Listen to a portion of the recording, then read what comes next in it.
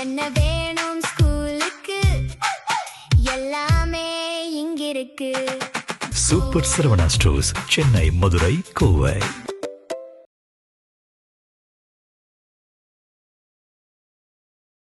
தினமும் ஒரு மேடையை போட்டு திமுக புலம்பிக் கொண்டிருக்கிறார்கள்.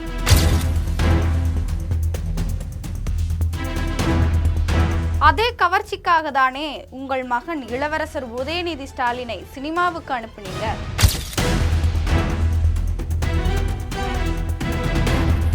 எங்கள் தலைவர் உதயநிதியையோ மு.க. ஸ்டாலினையோ பேசுற அளவுக்கு அவருக்கு தகுதி கிடையாது.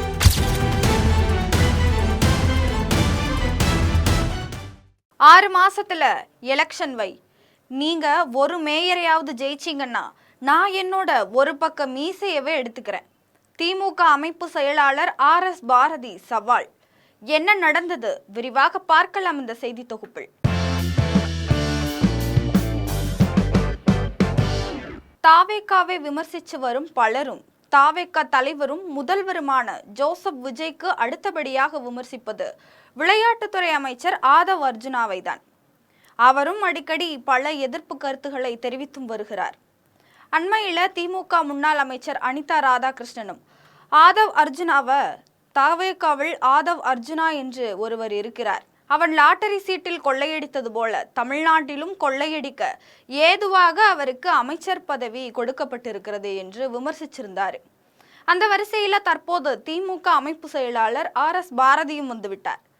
RK நகர் தொகுதியில தாவேகா சார்பில் போட்டியிட்டு வெற்றி பெற்ற மரியவில்சன் தற்போது நிதித்துறை அமைச்சராக இருக்கிறார்.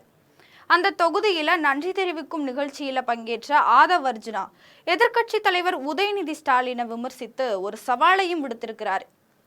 தேர்தலில் வெற்றியடைந்த நாங்களே நிர்வாகத்திற்குள் போய்விட்டோம், ஆனால் தமிழக வெற்றி கழகத்தினுடைய வெற்றியை பொறுக்க முடியாம தினமும் ஒரு மேடையை போட்டு திமுக புலம்பிக் கொண்டிருக்கிறார்கள். கவர்ச்சி அரசியல் என்று சொல்கிறீர்கள், சரி, அதே கவர்ச்சிக்காக தானே உங்கள் மகன் இளவரசர் உதயநிதி ஸ்டாலினை சினிமாவுக்கு அனுப்புனீங்க. கவர்ச்சி வந்ததா? இல்லை, சினிமால நடிக்கவும் வரல, படிப்பும் வரல. இளவரசர் உதயநிதி ஸ்டாலின் அவர்களே, உங்க அப்பா தேர்தலுக்கு முன்னாடி பிரச்சாரத்துக்கு நிறைய இடங்களுக்கு அனுமதி தரல. ஆனா கொளத்தூர்ல எங்கள் தலைவர் வெறும் 5 நிமிஷம்தான் பேசியிருப்பாரு, அதுக்கே உங்களை முடிச்சிட்டோம். உங்க அப்பா மட்டும் அனுமதி கொடுத்திருந்தா நீங்க டெபாசிட் கூட வாங்கி இருக்க மாட்டீங்க. எங்கள் சகோதரி பல்லவியை நீங்கள் அவமானப்படுத்தி இருக்கிறீங்க.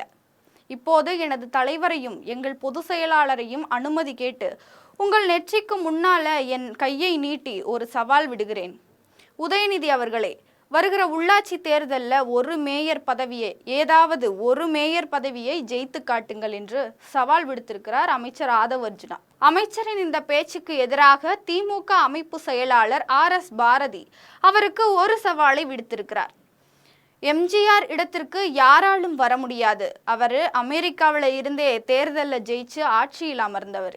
அமைச்சரின் இந்த பேச்சுக்கு எதிராக திமுக அமைப்பு செயலாளர் RS பாரதி அவருக்கு ஒரு சவாலை விடுத்திருக்கிறாரு.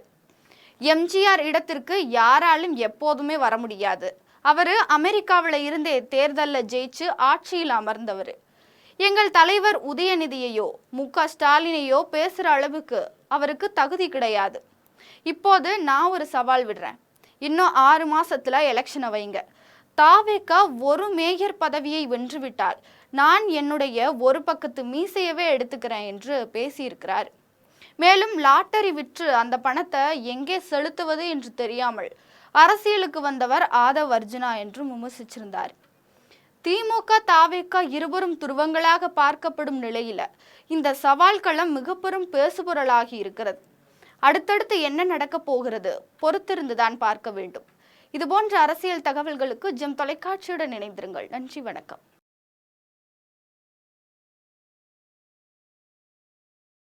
என்ன வேணும் ஸ்கூலுக்கு எல்லாமே இங்கிருக்கு.